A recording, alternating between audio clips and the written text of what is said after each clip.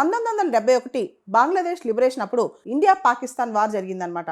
ఆ టైంలో తాజ్ మహల్ మొత్తం కవర్ చేశారు. అదేవిధంగా రెడ్ ఫోర్ట్, కుతుబ్ మినార్, జైసల్మేర్ ఫోర్ట్ ఇలాంటివన్నీ కూడా కవర్ చేసి పెడతారు. ఎందుకంటే దేశానికి ప్రతిష్టాత్మకమైన ఏదైనా కట్టడాలు కానీ వాటి మీద అటాక్ జరిగే అవకాశం ఉన్నప్పుడు అవన్నీ కూడా క్యామోఫ్లేజ్ చేసి పెడతారనమాట. తైవాన్, ఫిన్లాండ్ రీసెంట్ గా 2025 మార్చిలో తైవాన్ దేశం, ఫిన్లాండ్ ఇవి ఇలానే మాక్ డ్రిల్స్ కండక్ట్ చేశాయి. ఒకవేళ కనుక చైనా అటాక్ చేస్తే ఎలా రెడీగా ఉండాలని తైవాన్, అదేవిధంగా ఒకవేళ రష్యా అటాక్ చేస్తే ఎలా సన్నద్ధంగా ఉండాలని ఫిన్లాండ్ మాక్ డ్రిల్స్ కండక్ట్ చేస్తున్నాయి అనమాట. అదేవిధంగా 2023 నవంబర్లో జపాన్ కూడా మాక్ డ్రిల్స్ కండక్ట్ చేసింది.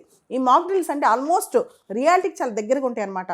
రియల్ సిచ్యువేషన్ ఎలా వస్తే, రియల్ టైమ్ సిచ్యువేషన్ ఎలా వస్తే అంత దగ్గరగా ఉంటాయి. ఎయిర్ రైడ్ సైరన్స్ దగ్గర నుంచి బ్లాక్ కోట్స్ వరకు, అంటే కంప్లీట్ చిమ్మ చీకటి మొత్తం తీసుకొచ్చి ఒక డ్రిల్స్ కండక్ట్ చేస్తారనమాట. సివిల్ డిఫెన్స్ మాక్ డ్రిల్స్ అంటాం వీటిని. ముఖ్యంగా ఇండియా పాకిస్తాన్ టెన్షన్స్ ఎస్కలేట్ అవుతున్న ఈ టైంలో ఎలాంటి అటాక్స్ అయినా ఎప్పుడైనా ప్రజలు సన్నద్ధంగా ఉండాలి అనే ధ్యాసతో ఈ సివిల్ డిఫెన్స్ మాక్ డ్రిల్స్ కండక్ట్ చేస్తున్నాం అనమాట. ప్రజలందరికీ బంకర్స్ ఏర్పాటు కానీ, అదేవిధంగా కొన్ని ప్రాంతాల్లో వాళ్ళ సురక్షితమైన ప్రాంతాల ఏర్పాటు కానీ ఇవన్నీ కూడా సాధారణంగా యుద్ధానికి సన్నద్ధమైనప్పుడు చేస్తుంటారు.